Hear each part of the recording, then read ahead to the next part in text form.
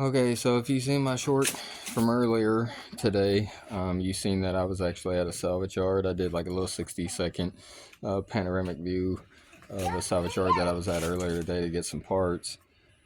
So I figured we're already here and I'd like to get these parts put on. Um, and with this week being Christmas, I'm not going to get to do anything like I usually do on like Wednesdays or whatever. So I figured we'd go ahead and just get a little extra bonus content in for this week. So we're just going to do a video of getting these new parts put on. So I'll spin the camera around and then we'll take a look at what I got and we'll start installing them. One of the big things I've been needing to get is this charcoal canister. This is straight out of my local salvage yard. So what these basically do, they're smog, they're vapor canisters, they're smog canisters, charcoal canisters, multiple different names. But essentially, what it does is, if you look right here, it says 2-tank, and then it says purge. So there's a line that comes off your fuel tank at your vapor line. It goes into this port right here that has no vacuum line on it, and then on the other side that actually runs up to your throttle body and it creates like a vacuum. And then at the bottom it has this that also runs, and essentially what it's supposed to do is pull vapor from the gas can or from your gas tank so that your gas tank is always depressurized. These are filled with charcoal, and essentially what happened with mine is fuel came up through the fuel line that was feeding to it, is dumping fuel into here, and then it basically solidifies the charcoal inside and it hardens it, and then it makes it basically useless to where it plugs everything up. So I looked everywhere online trying to find a new one. Unfortunately, the only way I could find one online was through eBay, and it was like $95, and I was like, I'm not paying that for a smog pump, but I do need it for my gas tank, so it's going to go on. I found this one at my local junkyard for like $15, so we're going to do that. I also found this. It's basically like a vacuum diaphragm, and it helps control a lot of the vacuum that's being pulled on the throttle body. So I figured we might try that too, because I know that sometimes interacts with all this crap. And then one thing I've been wanting to put on this car for a while is a new trunk latch mechanism, because I don't know if it's my cable or if it's the latch. The latch in mine looks pretty rough, and it doesn't always want to open by the trunk opener inside the car. You have to get the key, go to the trunk, and all that. So I want to try to just get it operating. It's not necessary when you have the key, but I don't always have my keys on me. So these are the couple things we're going to replace. It doesn't take very long to do it all, so let's go ahead and get on this. So with my instance, usually you'd have a big air box right here. I don't have that. I have the air intake on here, and where this is actually located is right there. So you'll see this is the fuel line that comes off the car, goes into the tank side, and then we run off of this side here, bring it around to the other side, and then you see that line right here actually runs up and it runs over and down into that sensor right there. And then off of that sensor there's another one that runs up, follow it through, and it goes to the top of the throttle body. And then again there's that other part. We're gonna just try to replace these couple of pieces. Doesn't take really long to do. We're just gonna get through it, try to get it over with us, and hopefully it's going to ultimately fix some things. So to start with, we'll start by pulling down here, getting this right here disconnected. Most of these lines should be easy for me to come off because I've had them off a couple hundred times already. So get that line off of there. The larger line, you'll always know it's to your gas tank, so no problem.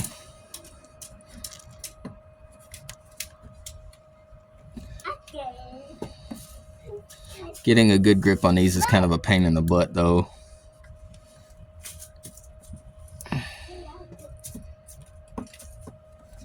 Grab a open these pliers up a little bit here, like so. And then I can just walk that line off of there carefully.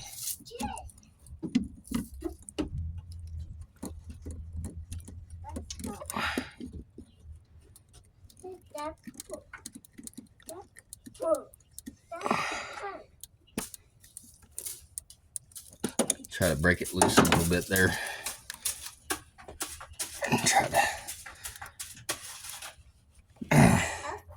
Try to do this without breaking it.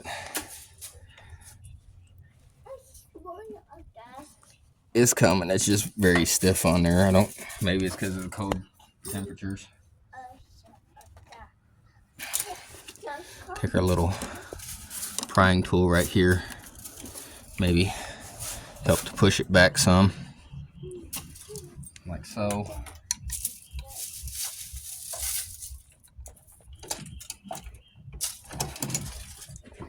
All else fails, get a big screwdriver down there to it, push it off. Whatever helps get it off quicker.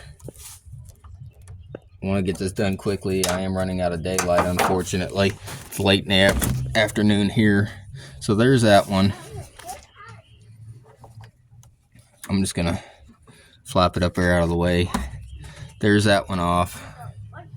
So now, right under here, if I can get to it, there's that bolt right there. That's a 10 millimeter. We got to get that bolt off so we can actually just slide that up. It's inside of a strap. So I'll get out my little toolkit here and we'll get to work on doing this.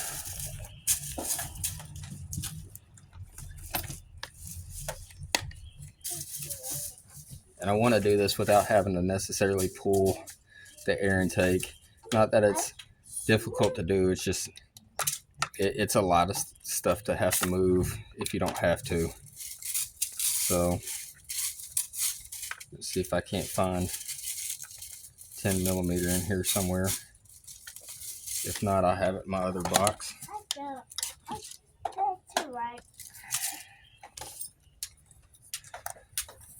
I did pick me up some new sockets and stuff the other day.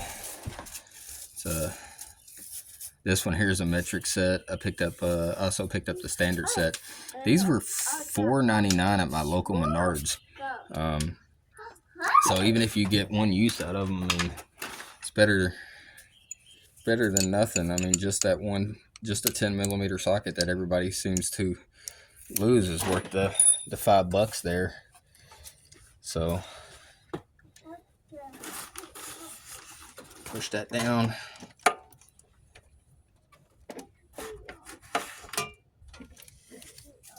Was it not a 10 millimeter, or am I just struggling to get to it with all this other good stuff in my way? Maybe that's what it was. I was just kind of struggling to get it on there. I got this big old harness in my way, but I'm going to work around it because I don't want to have to pull it off if I don't have to. So I just force that harness down out of my way. So maybe I just need a slightly longer extension then. Or maybe I need a low profile ratchet with a 10 millimeter. You can try that too. And an extension.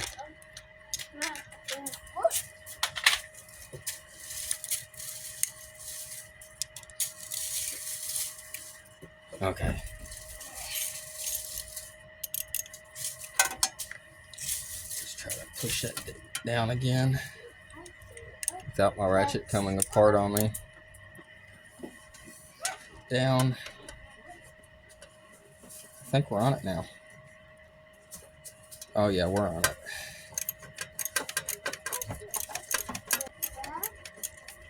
Okay, I think I see it dropping now, so yeah. All right. Uh-oh. Okay. Let's move this sensor out of the way here. Like so.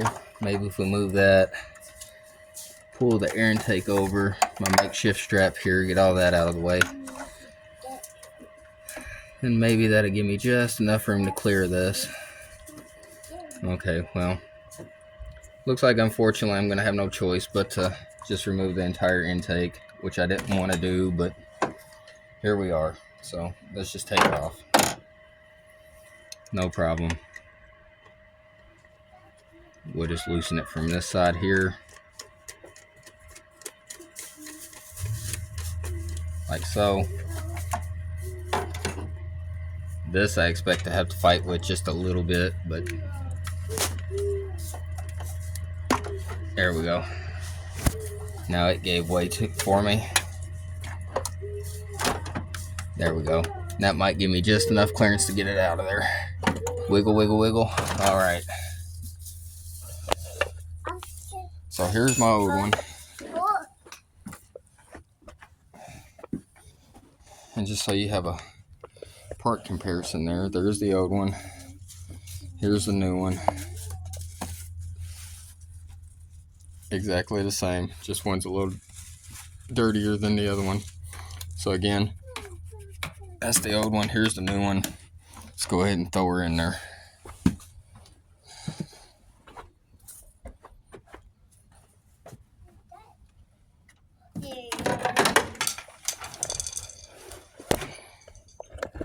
And then it basically just goes right back in the same way.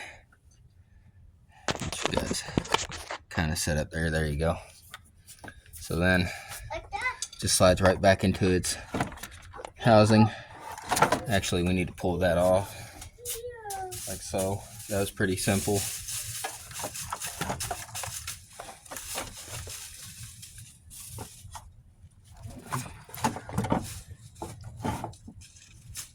Drop it down in there like so. That's probably good enough, I would think. Just gotta turn it to orientation I need it to, whichever that may be for this particular. That worked out fine right there. I'm gonna go ahead and plug this guy back in as well.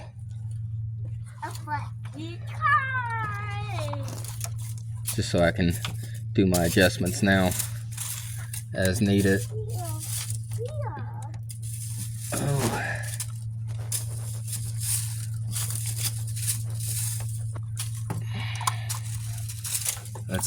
Let's do this. Let's get this air intake completely out of the way for right now.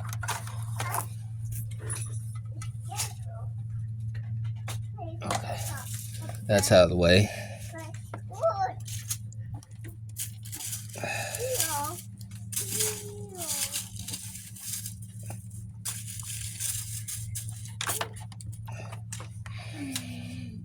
Let's lift that up just slightly like so.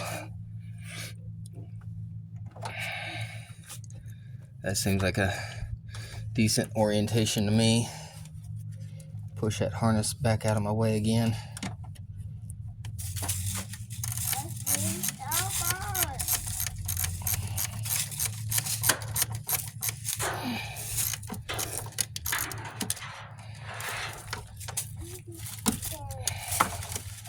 Let's go up underneath of it then, try that. There we go.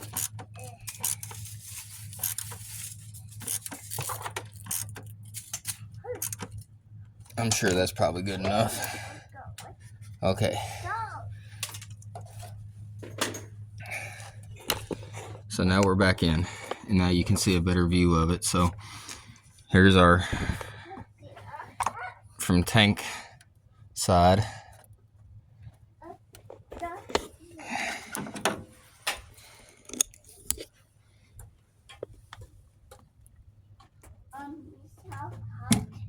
Like that.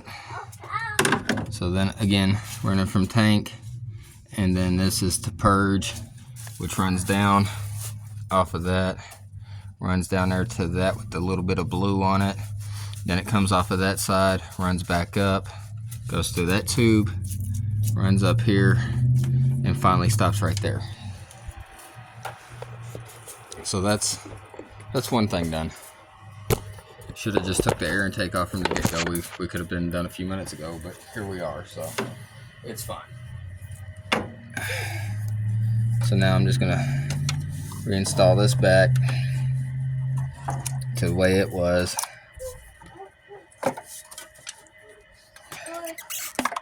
like that. Clock that to the way I need it. My makeshift bracket here with my zip ties. I know it's not the best, but it does work, so sometimes you got to take what you can get. They just don't make a bracket for this car, and I haven't been motivated to actually make a bracket for this car, so just click this back in like so. There we go. And just tighten the screw back up.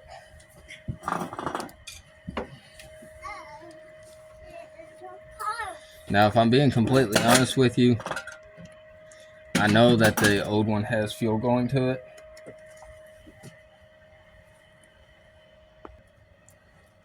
So like I was saying, if I'm being completely honest, I don't 100% know how to test those canisters to know if they're bad or not. I just happen to know that the old one was, in fact, dumping fuel up to it, which was indeed pressurizing my gas tank, which was essentially, I believe, to be the reason that I had to change the fuel cell, because the fuel cell cracked, which if you look back in an older video, you'll see where I repaired it, but the repair didn't hold up, essentially, and it cracked in another location. So replacing it was my only option, but now I got this part in hopes of maybe, I guess for lack of a better term, throwing parts at it and see what happens. But so I think we're also going to go ahead and replace this guy up here. Try to get you guys where there you go. We're going to go ahead and replace this too, just to see what happens. So in order to do that, this one's actually really simple. Be careful on the backside because it is plastic, but we're just going to try to break these lines free from their seal. If possible.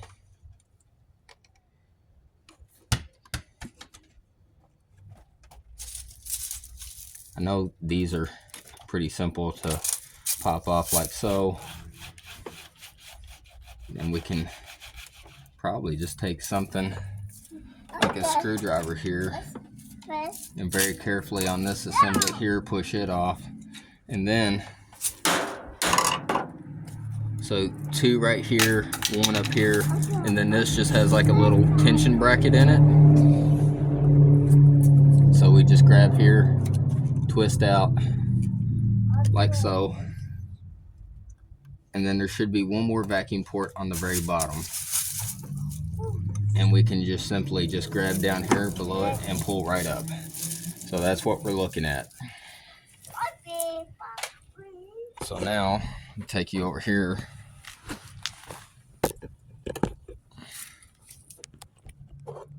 There's my new one. So we're just going to swap lines over from this guy to that one.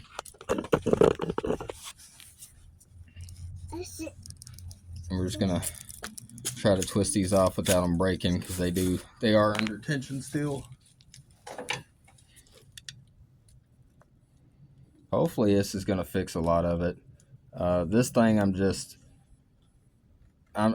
kind of throwing a part at this point for this particular one. I don't think this one's bad, but I want to exhaust all options on this. And like I said, these parts were cheap. I think I paid $25 for all of this, which is better than $95 for one canister off of eBay. So we'll pop that onto the new one like that.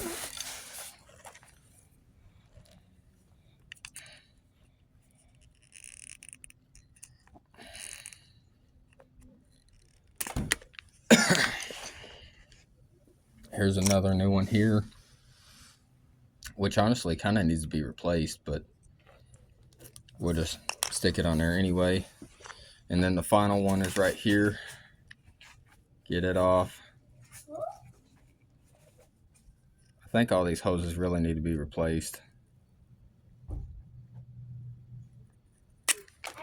All right, And now here's our last holes right here. So they're all on the new one now. Let's pull the bottom hose off of there.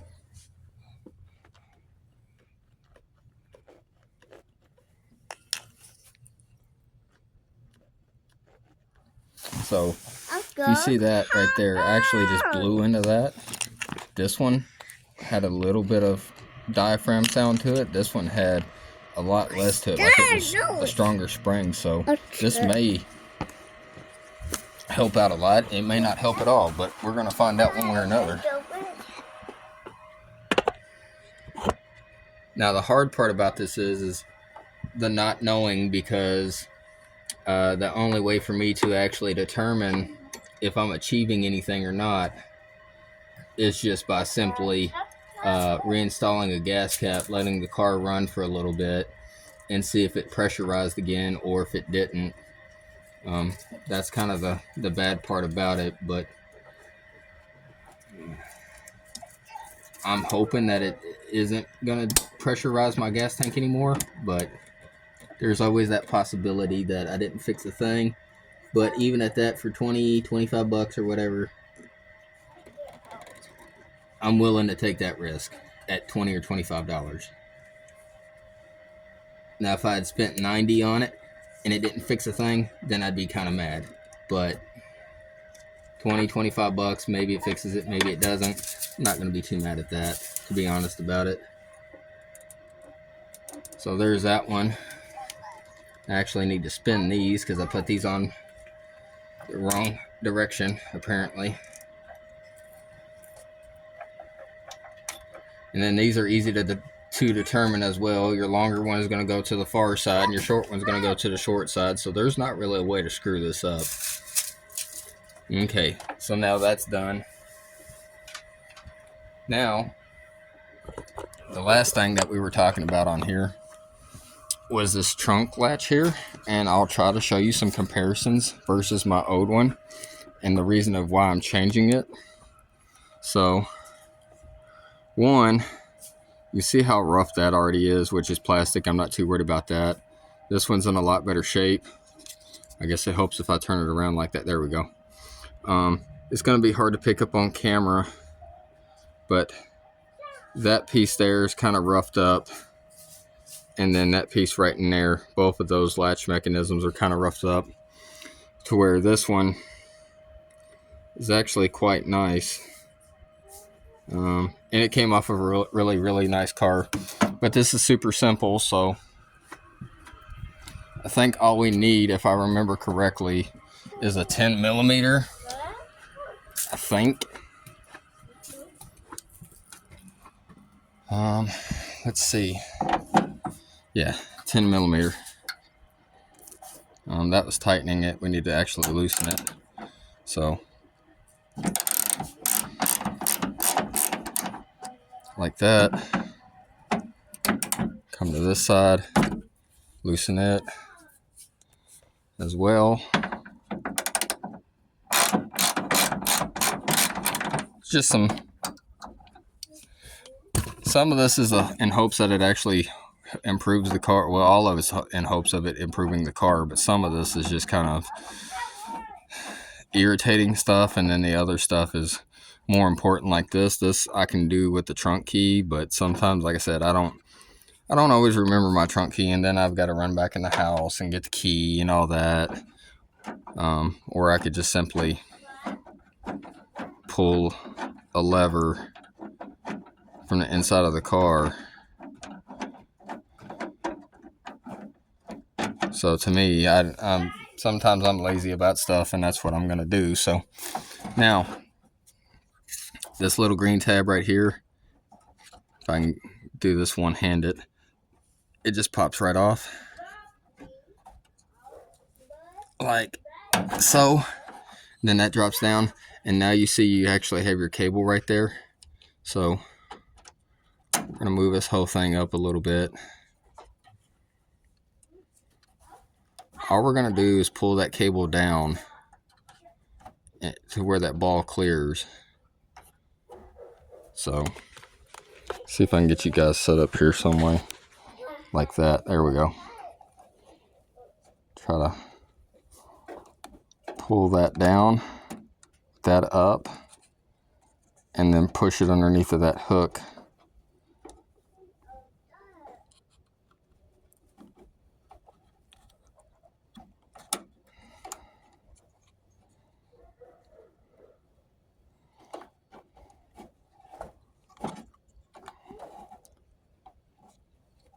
It was not this. I can tell this one's a little bit wore out because the other one's significantly harder to deal with than this one. There we go.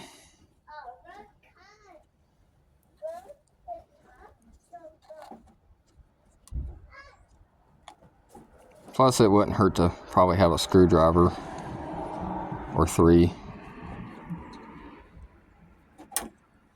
Because this one's kind of being a pain in the butt. It wasn't this difficult at the junkyard.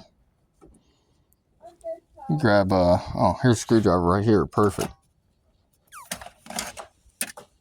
I know that's kind of overkill for what I'm trying to do, but it'll be fine. Hold that back. Push you down or up, either way. Just enough to get that cable out of there.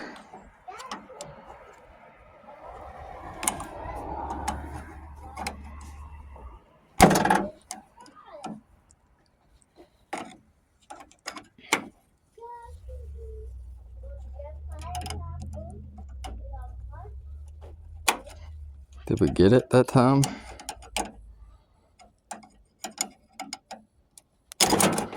Whoop. Nope, I just put it right back in position, didn't it? There we go. That gave me the slack I needed. So again, that's the old crappy one right there. So I'll still away go to that.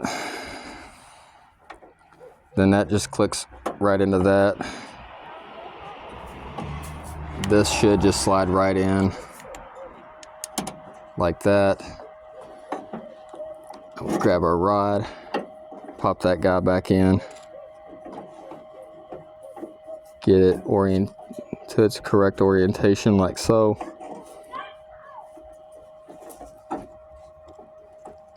Click that back over like that, shove that back in there, and just put our bolts back in.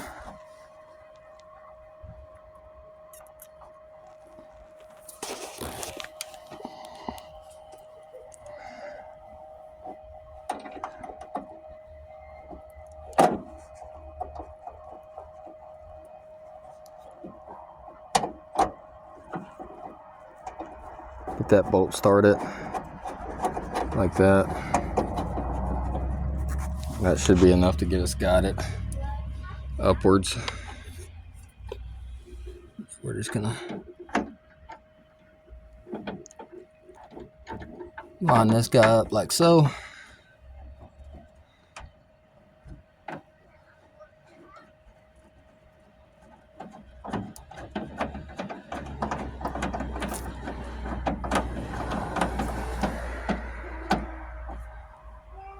Yeah, I think it's going to be a lot better. We're going to find out anyway. Either way, we'll find out, good or bad.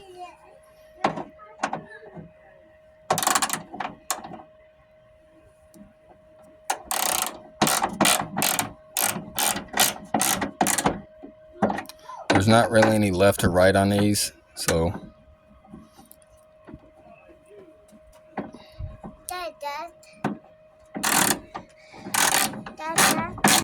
Nice and tight. All right. Now the only other thing I seen on the salvage car versus this car was this cable right here. You see that little plastic thing? Those were on the cables on the car at the salvage yard. Obviously don't have those. So what I seen though, as you see, this one's routed down and then over to this side. The one in the salvage yard is actually routed all the way down this side. So I think what I'm going to attempt to do when I get more zip ties is I'm going to cut all this crap off of here and I'm going to reroute it down to the correct side in hopes that that fixes it. But for the moment, we're going to close it. And just to show you, It is shut. See if it pops open now. It did unlatch, so that's good. Let's try it again.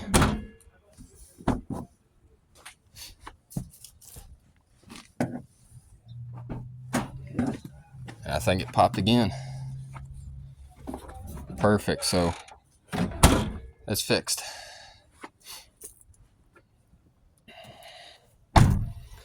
Now, like I did say, unfortunately, for that guy and that guy right there, I won't know until I actually put a fuel cap back on it and start it, let it run for a little bit.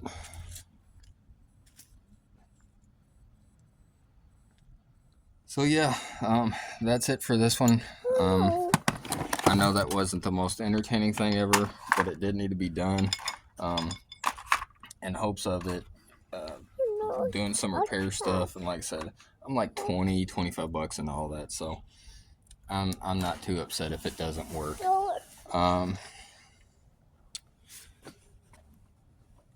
I've spent more and got less out of stuff before. Oh yeah, got a new beanie with the logo on it. A friend of mine made this for me as a gift. That was really awesome of them. I love it. And this is like full-blown stitch, so it's like embroidered on there. It's really nice. It's really comfy.